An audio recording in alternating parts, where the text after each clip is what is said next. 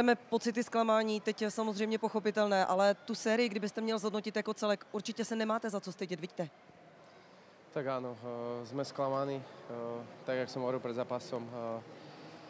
Dneska bude vidno, kto si to viac zaslúži a kto za tým pôjde a dneska zaslúžene ten Hradec vyhral. A čo sa týka celej sérii, bolo to nahoru dolu, jak sa hovorí a proste vyhrávali sme 2-0 a potom sme sa doťahovali na Hradec. Myslím si, že tá séria mala úplne všetko, čo k tomu play-off patrí a ja si myslím, že samozrejme s tým sklamaním, ale že sa nemáme za čo hanbiť, čo sme predvedli.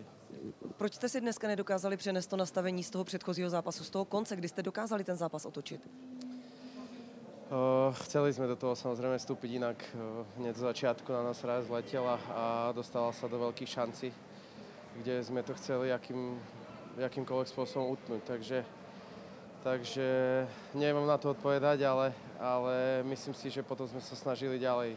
Čo nám sily stačili, samozrejme, keď prehrávate, už je cítiť tú únavu z toho predkola ťažkého, z tých 7 zápasov.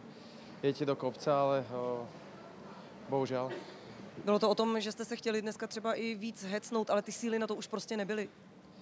Asi tak. Celý čas sme si hovorili, že máme dosť síl, aj sme to tak cítili, ale není to sranda. Bolo toho dosť.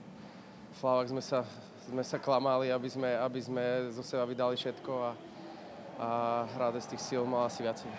Vy osobně si na tuhle tu sérii odnesete z posledního zápasu krásnou památku, která jde vidět. Ta bitka byla domluvená.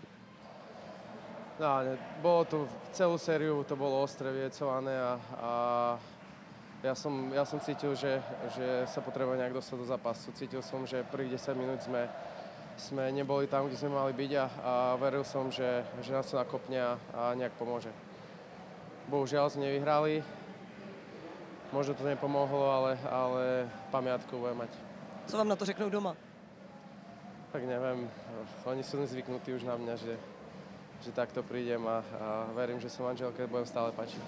Podělte se ještě na rozloučenou a na závěr o to, co padlo vlastně v kabině. Co jste si s klukama řekli? Tak zatiaľ sme to len v rýchlosti skrátili, že máme byť na čo pyšní. Vyhrávali sme sa z veľa nepríjemných situácií túto sezónu a chlapcom patrí veľký dík. Sme sa zomkli a makali sme spolu, pomáhali si a ja som hrozne pyšný na ten tým.